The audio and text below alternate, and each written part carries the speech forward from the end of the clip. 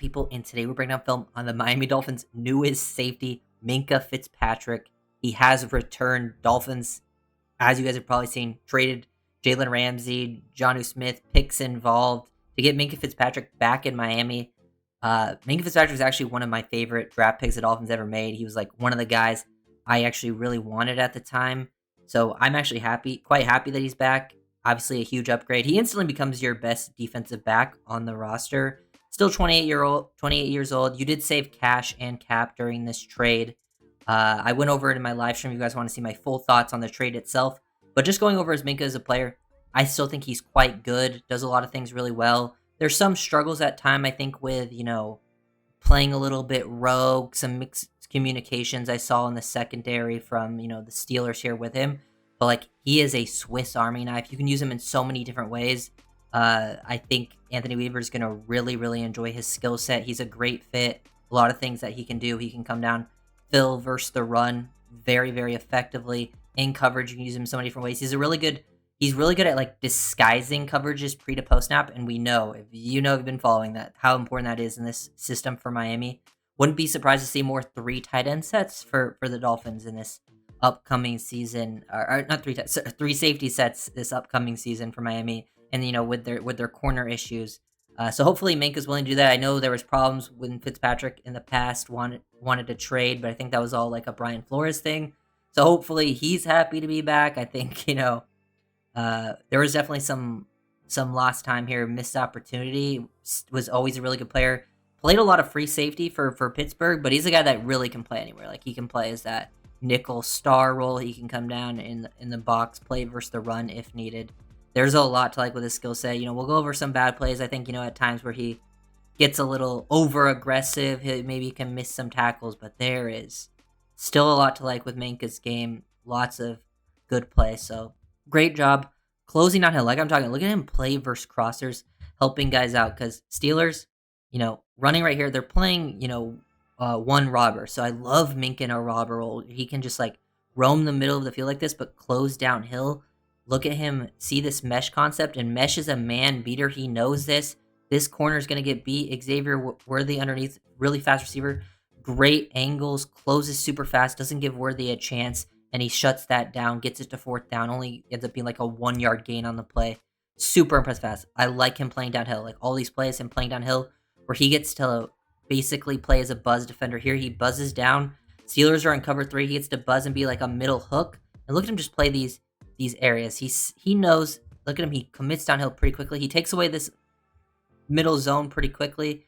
He identifies Herbert's going to check it down. He gets aggressive, goes downhill, kind of works through this trash of who's going to go to the tight end or running back, takes a great angle, readjusts, and then makes that tackle downhill. And if you look where he's aligned, like, they're selling like this could be a too high look, but no, he buzzes to the middle of the field, takes away that initial throw, and he's just playing at an extremely quick level because he's a good athlete, but also just very, very smart.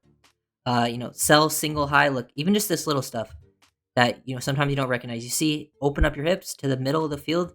The QB's going to see that and kind of think this could be single high. They rotate into 2 high, cover 2.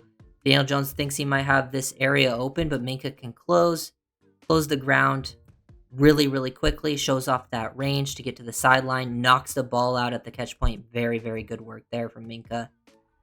Love this type of play. Look at him defeat the block of Isaiah Lockley, who's a good blocking, like, tight end mover out in space like that. He does a really good job, like, adjusting this. So he's falling likely in motion. He's man-to-man. He peeks back, sees what's going on. Then you have, like, right here, this could be a huge gain. Look how this is blocked up. This DB has the back.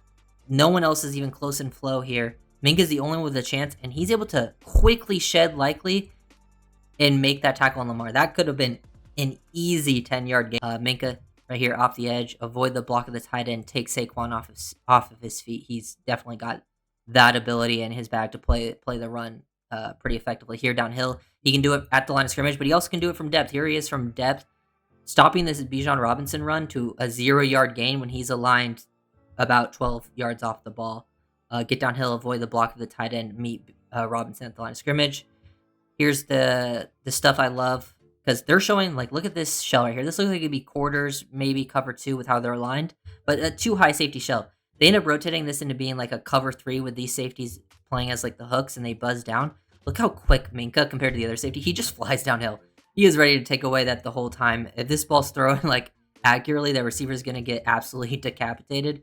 But Minka's there to take that away. I just love his downhill, quick play style. Get involved. Can lead to negative plays at time, but I would rather have a guy be aggressive and make a lot of positive plays, especially from a safety. And I think he's a nice blend in the room. He's definitely your best safety, and he also like if Melifon was your other starter, or if you're doing 3 safety sets, he's one of the 3. Him and Fitzpatrick, I think, have very good complementary skill sets, so that's nice to see. Here's Minkah, and man, just nice reps to see here versus Likely, isolated on the boundary, just a lot of nice stuff. And there's definitely man-to-man tape to work with. Here down in the red zone, just looking for work. Burrow starts off to the side here. He kind of, peeks over to here. Sees he's not getting threatened initially. Chase breaks to the outside. Peek back with follow Burrow's eyes. Find T. Higgins. Take that away. See that Burrow's under pressure now. Higgins is now your guy, basically like your man-to-man in scramble drills. Stick with it. Give him no chance. And then Burrow gets sacked. Just good work. Closing downhill. Gets a nice play on Gesicki there. It's a lot of work. Love this. Pre-snap disguises, guys. Pre-snap. Look where he is. They are clearly Steelers are showing this is going to be a post-field safety look. Potential cover 1, cover 3. But Minka's able to bail out last second, spin out, and they end up playing cover 2, get over the top, leverage this, break on the corner. Just allowing to confuse QBs. It's a big part of what Weaver likes to do. Minkah, I think, is very comfortable doing that. So great fit from that perspective. Another example of this sort of playing out where he rotates kind of late to single high, or not to too high, help take away multiple routes, leverage multiple routes, and then once you see the scramble drill, stick with Devontae Smith. Don't allow them to, find anything late and off-script stuff. Here you see where he kind of loses, gets just Andrews playing from off, man. You see Andrews kind of sets him up. He just opens up the gate too early and kind of gives up leverage in this situation. This is something that I think can happen to him. NFL Pro had Minkah listed giving up 3 touchdowns last year, but I think honestly only one of them was really his fault. The other 2 were kind of on his teammates, and they just listed him as the closest guy. But you'll see that the one that was his fault at the end of the video.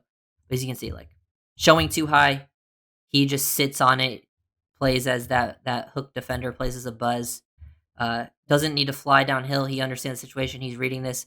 Leveraging 2 route concepts right here at the same time. Stay in the throwing lane. Ball ends up getting thrown too high. It gets picked by the corner. He takes away the underneath part of it. Just really, really good work. Man-to-man on another tight end, Jake Ferguson. Boom. They try to go slant on him. He can cover that up. Down in the box, Phil versus the run. Just a versatile skill set. This is the play like where I'm saying, like, sometimes they miscommunicate, I think. He gets stuck on it. He doesn't. Like, I think, him and this guy have a miscommunication on who should take Worthy, who's the running back out of the backfield. He sees it too late. He sees the ball thrown out. He's trying to stay on this guy. Sometimes I think he can be a little bit too patient when he's trying to leverage multiple route concepts. Gets out, and then Worthy gets a touchdown. This is one he was attributed to giving up the touchdown. I think this was the one that actually was. There was one for sure that wasn't his fault. And then there was another one that was questionable, but I think it was just more of the corner's fault than his on the play. So yeah, overall, I like the trade for Miami. I like Minka Fitzpatrick a lot as a player. He's younger. He's 28. You got at least 2 years on the contract for him. Jalen Ramsey was leaving no matter what. I've talked about my thoughts on Jonnu going. It kind of sucks, but it also makes sense. I've talked about that in depth on the stream if you want to hear those thoughts. But yeah, really like Minka Fitzpatrick, the player. Hopefully, he wants to be here. You also got a 2027 fifth, which I thought was interesting that both of the picks that were kind of involved were 2027s. Kind of, I feel like that could potentially tell a story that maybe people aren't worried too much. But you do get Minkah back. So if you guys do, comment, subscribe.